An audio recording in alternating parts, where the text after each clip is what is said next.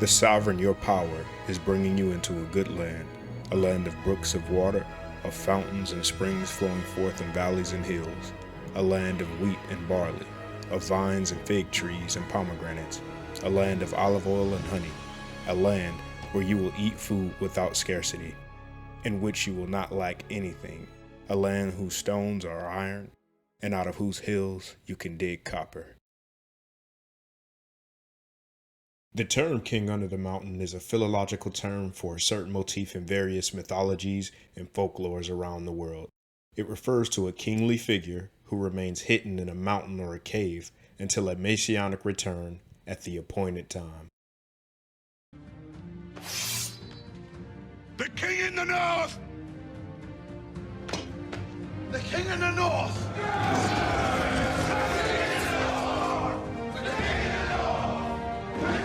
Jerusalem's gates have sunk into the ground. He has smashed their locks and bars. Her king and her princes have been exiled to distant lands. Her laws have ceased to exist. Her prophets receive no more visions from the sovereign. Lamentations 2:9. Peace and blessings, beloved family. In this series, we'll be covering several key topics, including the ancient Israelites, the true historical location of the Promised Land, as well as the identity of the hidden king, the king under the mountain.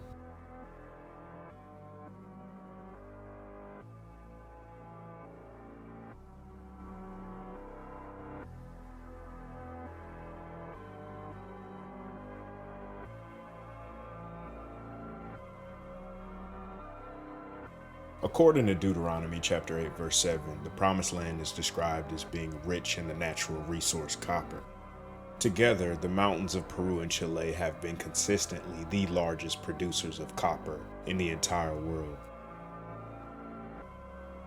In 2019, Chile produced a whopping 5.5 million metric tons of copper, with Peru at a close second at 2.5 million metric tons of copper. Although often overlooked, South America is a land rich in natural resources, including bauxite, gold, iron ore, natural gas, oil, silver, timber, and tin. And even though Australia boasts the largest producer of lithium in the world, Bolivia, Chile, and Argentina have the largest resource of lithium in the world. Lithium powers pretty much everything battery operated in modern times. Throughout this series, you'll start to notice a trend on how impactful South America has been to the entire world historically, and it's almost been kind of swept under the rug. By the end of this series, there won't be any shadow of doubt that South America is in fact the Promised Land, and it is indeed the good land mentioned in Deuteronomy chapter 8, verse 7.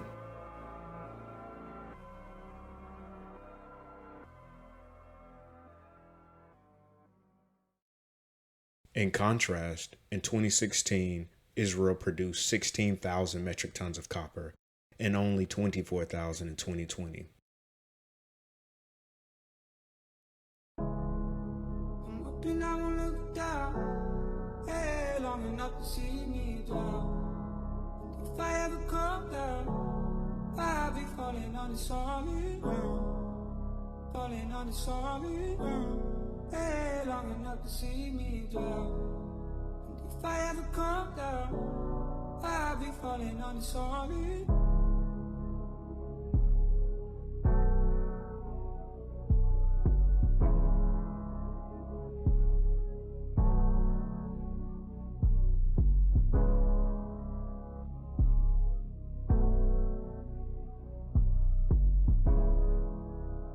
Melchizedek is a king first mentioned in the book of Genesis, chapter 14, verse 18. He comes out of his city, Salem, to greet Abraham. Abraham goes on to pay him a tithing after receiving a peace offering of bread and wine. That's pretty much the last time we hear of his name until David mentions him in a future messianic prophecy in the book of Psalms. Melchizedek's city, Salem, would go on to become the most well-known city in recent history. Psalms 125 verse 2 gives us a clear and cut description of the famed city of Melchizedek. And it reads as such: as the mountains surround Jerusalem, so the sovereign surrounds his people, both now and forevermore.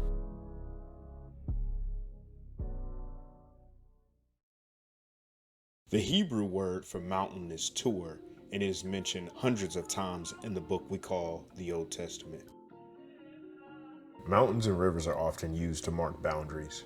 They are also used in reference to important sites mentioned in the Old Testament. It is very clear and evident that the Promised Land is a region full of mountains, valleys, and plains as described in the scriptures. And there's only one particular place in the entire world that fits the scriptural narrative perfectly, and that is the former territory of the Inca Empire. The ancient Incan Empire started in what we know today as Colombia. It stretched all the way down through Argentina and stopped at the very tip of the Patagonian wilderness. According to Tupac Amaru, his ancient inheritance included the islands of the South Pacific and the entire continent of South America. The city of Cusco was the capital of the ancient Incan Empire, and in ancient times was referred to as the navel of the earth or the center of the earth. Now, I want to point some things out before we proceed. It's very important to understand that many of these ancient American empires did not refer to the names that we call them today. For example, the Incas did not call themselves the Incas. The Aztecs did not call themselves the Aztecs. The Olmecs did not call themselves the Olmecs. Most modern scholars would agree and admit that they have no idea what these people were originally called. In fact, believe it or not, most of the information we have about these ancient empires and these ancient people come from the descendants of their enemies, often, or second or third hand accounts.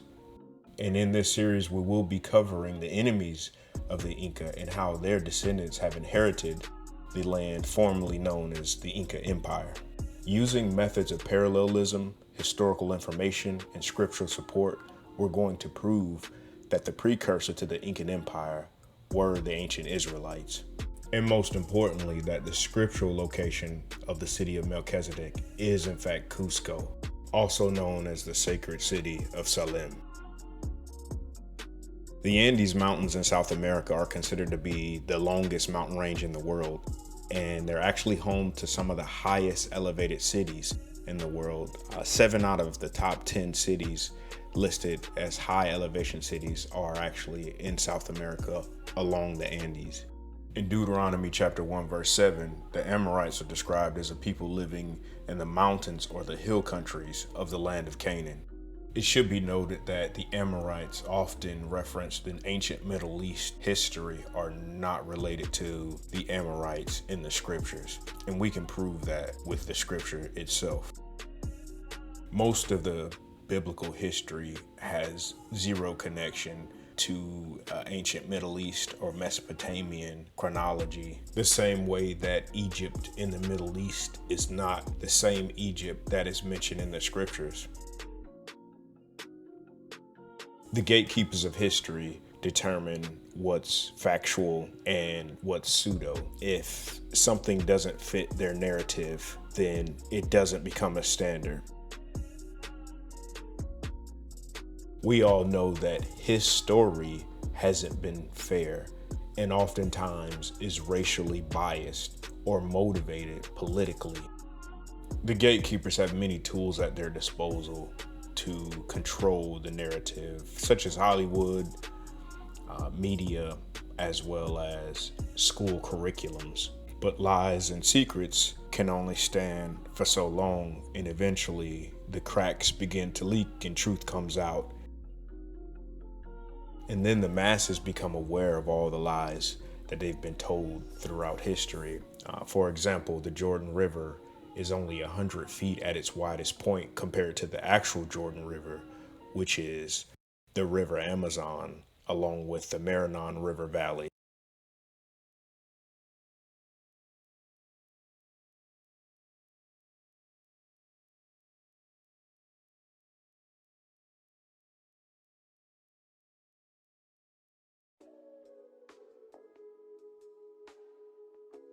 And the sovereign said to Joshua, "Today I will begin to exalt you in the eyes of all of Israel, so they may know that I am with you as I was with Moses. Tell the priests who carry the Ark of the Covenant, when you reach the edge of the Jordan's waters, go and stand in the river." The Jordan River is the most prominent river mentioned in the Old Testament, As I stated earlier, rivers, valleys, and mountains are used as boundary markers for certain locations. Most scholars can agree on the origin of the word Jordan. The Semitic version is Yardan or Yarden. Hebrew names are often descriptive titles left for open interpretation.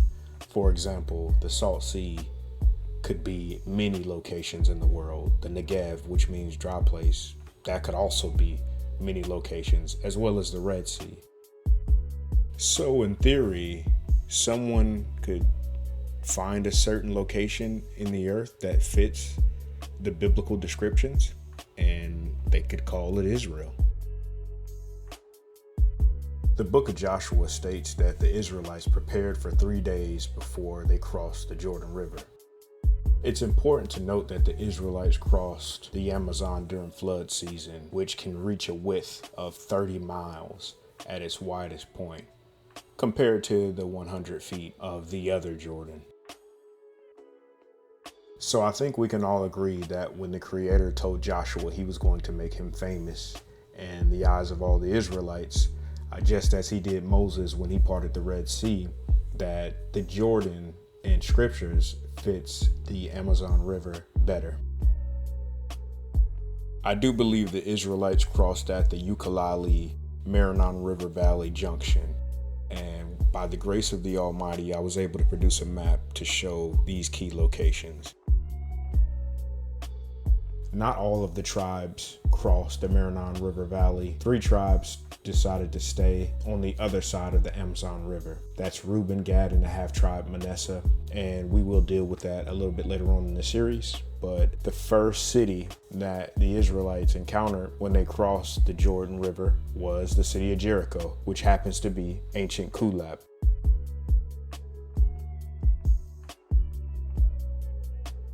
In the book of Joshua, chapter 6, the city of Jericho is a Canaanite city that is heavily fortified and has really high defense walls. The Israelites end up laying siege for a total of 6 days, and on the 7th, the walls come down and the Israelites enter the city of Jericho. One very critical clue we have about the city of Jericho is the fact that Rahab's home was actually built into the wall. This is a very unique way of building a home. And the 2 spies that enter Jericho actually exit Jericho through this home that's built into the city walls. In Joshua chapter 2, verse 15, Rahab the prostitute lets the 2 spies climb down the wall using a rope that she lay out her window. She then goes on to tell the spies to hide in the hills. And the men that were in pursuit of the 2 spies end up heading in the direction of the Arnon River Valley, which is the Maranon River Valley.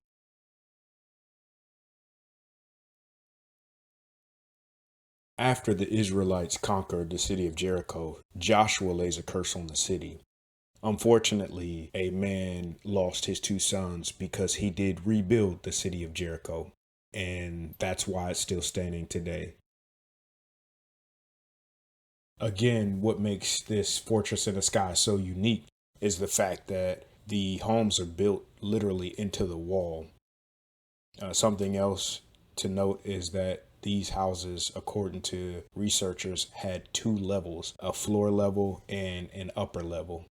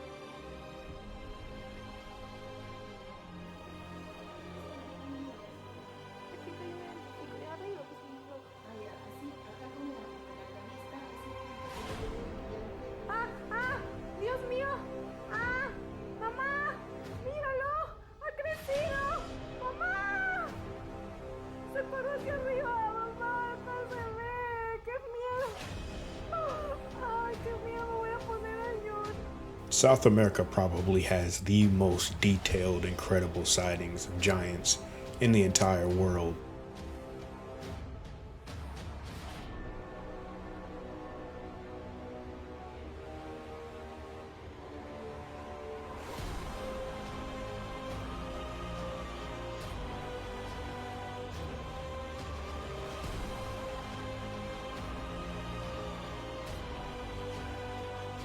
Pedro Cieza de Leon, a Spanish conquistador, gives an account of what the natives told him about ancient giants that inhabited the land.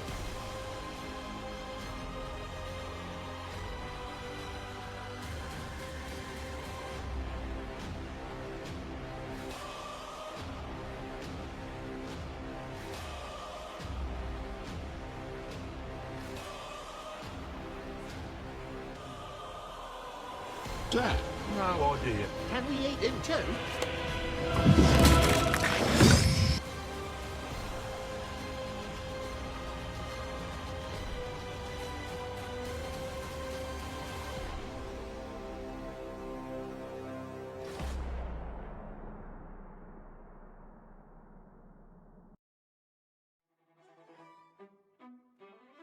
Pedro Cieza de Leon is a Spanish conquistador and chronicler. He was born of a Jewish family, and he has been called the Prince of Spanish chroniclers. He spent a lot of time in Peru with the native tribes, and it's fair to say that he's going to be one of the most credible sources of information we have about the Inca and pre-Columbian history. As you can see, he was very well aware of the history of giants in Peru and South America. And I find it very hard to believe that him or the other Spanish conquistadors and chroniclers and friars that were documenting these events didn't see the correlation with the scriptures and the stories that we have in what we call the Bible. Prior to the Israelites entering the Promised Land and crossing the River Jordan, which we already established as the Amazon, the Creator tells Moshe to send 12 spies into the land via the Negev. The most efficient way to survey the land would be to travel down the Amazon River, split up into small groups, and set a rendezvous point to meet up and return back to the wilderness of Paran. Unfortunately, when the Israelites returned to the wilderness camp, they gave an evil report about the giants that were inhabiting the land. This discouraged all the other Israelites in the camp, and they spread among the Israelites a bad report about the land they had explored. They said, "We came into the land where you sent us, and it certainly does flow with milk and honey, and this is its fruit. Nevertheless, the people who live in the land are strong, and the cities are fortified and very large. And indeed, we saw the descendants of the Anak there." Both the Inca and the Israelites inherited most of these megalithic structures, as we can find in the scriptures. The Hamitic native tribes of the Andes refer to these beings as the Huiracochin, so now we know who built these megalithic structures. They can't find these locations because they're looking in the wrong place. "I gave you land on which you had not labored, and cities that you had not built, and you dwell in them. You eat the fruit of the vineyards and the olive orchards that you did not plant." Joshua 24:13. King Hiram, who is mentioned as being the king of the island of Tyre, initiated an alliance with King David and his son Solomon. In the scriptures, the island of Tyre is described to be an island literally in the middle of the ocean. "Son of man, say to the ruler of Tyre, this is what the sovereign power says. In the pride of your heart you say, I am a god. I sit on the throne of a god in the heart of the seas. But you are a mere mortal and not a god, though you think you are as wise as a god." In this particular scripture, the word heart is interchangeable with the word middle or midst. In chapter 27, verse 3, Tyre is also described as an island that is the gateway to the sea or ocean. Easter Island off the coast of Chile is the biblical island of Tyre. When David conquered the city of Salem, Melchizedek's city, also known today as Cusco, he had a very difficult time taking the citadel. This citadel sat on the top of a hill and was heavily fortified by a stone wall that reached the sky. We are told in the scriptures that the fortress is occupied by a tribe called the Jebusites. Eventually, King David does conquer the citadel, and with the help of King Hiram of Tyre, he builds himself a home. Hiram also sends Solomon masons and carpenters to build the temple of the Almighty Creator, as well as Solomon's own home. The Tyrians were expert builders and stonemasons. It seems they possessed the ancient knowledge on how to build megalithic structures. This is evident in the book of 1 Kings chapter 7 verse 10.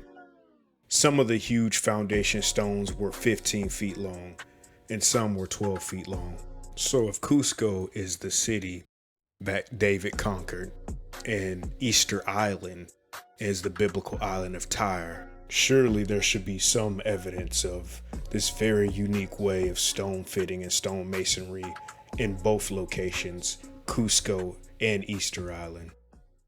The Easter Island Moai statues are so iconic that most people have no idea that there still exists on the island at Ahu Vanapu very ancient megalithic mortarless walls that may predate the statues themselves. Captain Cook and the British expedition of 1774 marveled at the precision stone megalithic masonry on Easter Island. Cook compared these walls to the best in England.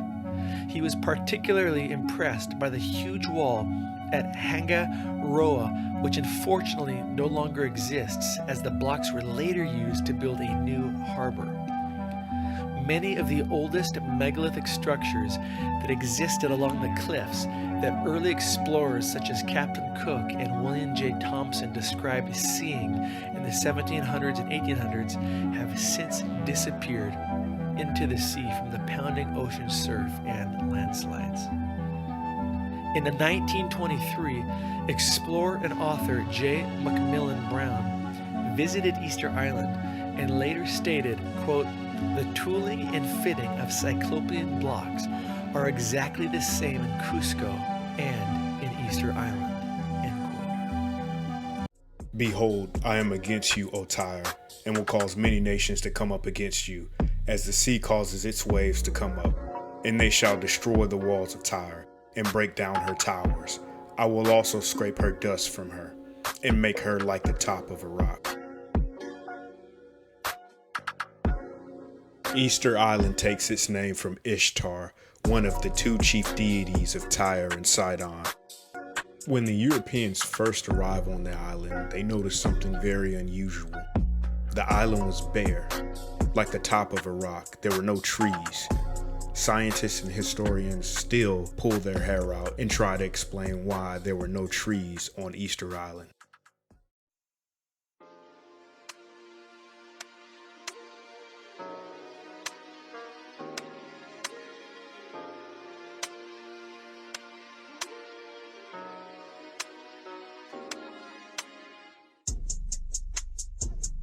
El Comercio is a newspaper based in Lima, Peru. It is the oldest newspaper in Peru and one of the oldest Spanish language newspapers in the entire world. In July of this year, the El Comercio newspaper asked a very popular AI company, Midjourney, to give them the most accurate depiction of ancient Incas that they could provide. This is the image that the newspaper published of the great Inca king Pachacuti Yupanqui, which translates to "He who reforms the world in righteousness." Ladies and gentlemen, I present to you Melchizedek, the king under the mountain. But we call him King David, a man beloved by the Almighty Creator himself. Now, who's surprised to see a black Aboriginal man staring back at you in all his glory? In the next episode of King Under the Mountain, we're going to take a deep dive into Pachacuti's history and compare his life with the life of the biblical King David. And if you're shocked at the image that the newspaper produced, you're going to be really shocked when you find out that his story is identical to the story of King David in the scriptures. We're also going to prove beyond a shadow of doubt that the gatekeepers have whitewashed his image, and they have blatantly lied on the Inca people as a whole. Remember, they did not call themselves Incas. They are intentionally calling them Quechuans to mislead you. These people were not Quechuan Indians. They were Arawak. They spoke an Arawak language. This is well documented. Arawak Indians are an aboriginal Negroid race inhabiting South America, the Caribbean, Mexico, and even North America prior to the arrival of the Spanish. The term Arawak actually translates to maniac eater, and the ancient enemies of the Arawaks, the Caribs, are the ones who gave them this title. The Carib tribe was also an aboriginal Negroid tribe.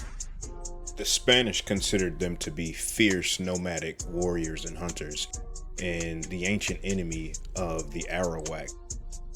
The Caribs are the biblical Edomite, Moabite, and Ammonite, and that will be covered in a separate episode later on in the series. Now, we know certain individuals are going to say, oh, the Inca weren't black, the Arawak weren't black, the Carib weren't black, they just had black skin. They will also say racist things like there were no black people in the Americas prior to Columbus, and every black person that's here is by way of Africa. This is a myth, and it is a propagated lie. Historically, there has always been an agenda to erase melanated people from history. The gatekeepers have changed the names of locations. They've relocated entire groups of people. They have forged artifacts. They have whitewashed and whitened up historical figures. And this can all be proven. These people will go to any extent to erase you from history and wear your heritage as if it were a costume. And this is the only black president Colombia has had. They purposely erased him from history books. Government officials even sent his official presidential portrait to Paris to whiten his appearance. You may not have expected to find stories like these in Latin America. See, the dominant narrative is that racism doesn't exist in the region, just class issues. And I'm here to tell you that is a lie. Pero que no hay negros en la Argentina. It's a very convenient cop-out for Latin America and for Latinos, Latinas to say, well, it's not as bad as the US, and they're right, it's worse. This is a story about Latin America's long and brutal history of erasing and silencing black populations and its ploy to whiten society. Anti-blackness is so deeply ingrained in the Latin American region that it's often ignored or defended, like in the case of Dominican baseball player Sammy Sosa, who downplayed using a bleaching cream that whitened his skin.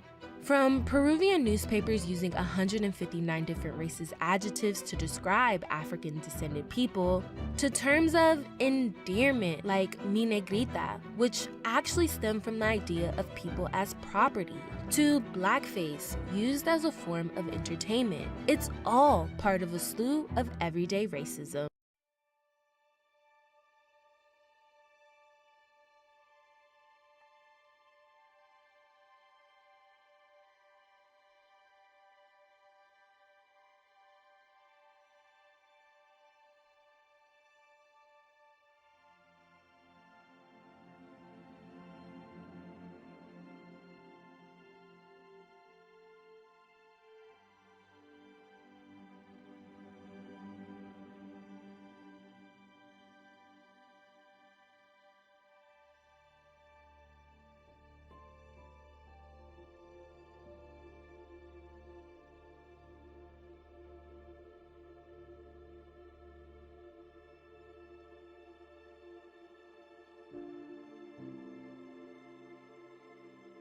The days are coming, declares the sovereign, when I will bring my people Israel and Judah back from captivity and restore them to the land I gave their ancestors to possess.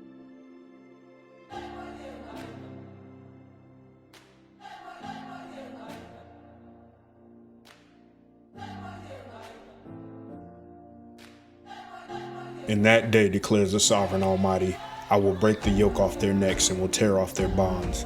No longer will foreigners enslave them. Instead, they will serve the sovereign their power and David their king, whom I will raise up for them. Jeremiah 30. It's time to go home. When our beloved Creator brought us out of Egypt, there was none beside him. Not man, nor woman, nor God. It was him alone who saved us. There is no man that can pay for your sins. There is no man that can save you. The Creator is your only salvation. I have so much more to share with you. Thank you for taking the time to watch this video today, and hopefully you'll be back for the next episode of King Under the Mountain. And together we say, all praise, honor, and esteem be to I Am That I Am, my Father, my strength, and the rock of my salvation. Peace and blessings, beloved family. Till next time.